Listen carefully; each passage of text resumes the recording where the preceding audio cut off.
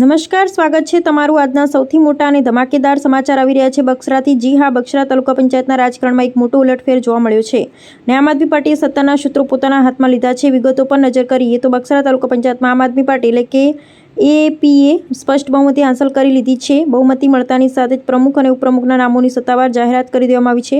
નવા પ્રમુખ તરીકે રમેશભાઈ સતાશી અને ઉપપ્રમુખ તરીકે ચંપુભાઈ ડવની સર્વાનુમતે વરણી કરવામાં આવી છે। આ વરણી સાથે જ બક્સરા તાલુકા પંચાયત પર હવે સત્તાવાર રીતે આમ આદમી પાર્ટીનો કબજો જમાવાયો છે। ઐતિહાસિક જીત અને નવી નિમણૂક બાદ બક્સરામાં આમ આદમી પાર્ટીની છાવણીમાં જશ્નનો માહોલ છે। આપ જોઈ શકો છો કે કાર્યકર્તાઓનો ઉત્સાહ સાતમા આસમાને પહોંચી ગયો છે। નવા વરાયેલા પ્રમુખ અને ઉપપ્રમુખને ભવ્ય હારતોરા કરી એકબીજાના મોં મીઠા કરાવ્યા ભવ્ય જીતની ખુશી વ્યક્ત કરવામાં આવી રહી છે। માત્ર જશ્ન જ નહીં પરંતુ સત્તા સંભાળવાની સાથે જ આમ આદમી પાર્ટીના નેતાઓએ બક્સરાની જનતાને મોટું આશ્વાસન પણ આપ્યું છે। નવી બોડીએ સ્પષ્ટ ખાતરી આપી છે કે તાલુકામાં જનતાની જે પણ લાંબા સમયની અને અટવાયેલા પ્રાણ પ્રશ્નો છે તેનો હવે યુદ્ધના ધોરણે ઉકેલ લાવવામાં આવશે। વિકાસને નવી ગતિ અપાશે તો બક્સરાના રાજકારણની આ હતી અત્યારની સૌથી મોટી ખબર। જોવાનું એ રહે છે કે આમ આદમી પાર્ટીનું નવું નેતૃત્વ બક્સરાના વિકાસ માટે આગામી સમયમાં કેવા અને કેટલા નક્કર પગલાં ભરે છે। અહેવાલ ફારૂક બિલખિયા। શું કહેશો અત્યારે આપની બહુમતીથી અત્યારે પ્રમુખ તરીકે નિમણૂક કરી કેવા કામ કરશો?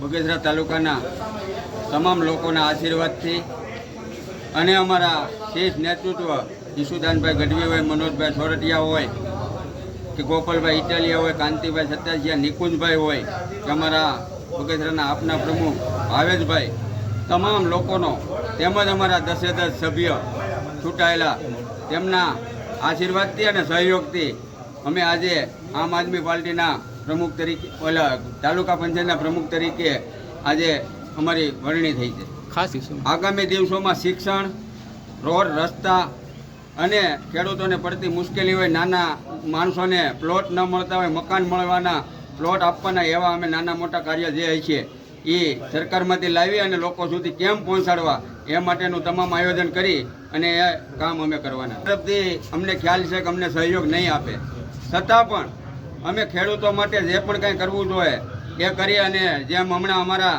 કાંતિભાઈ સતાસિયા અને જે પેટ્રોલ પંપે બેસી અને ડીઝલનું વિતરણ કરાવ્યું હતું એવી રીતે અમારો દરેક સભ્ય, દરેક નાનામાં નાનો કાર્ય કરતા ડીઝલ હોય કે નાના મોટા કોઈ પણ પ્રશ્ન હોય એમની માટે જે પણ કંઈ કરવું પડશે એ કરવા માટે તત્પર છે।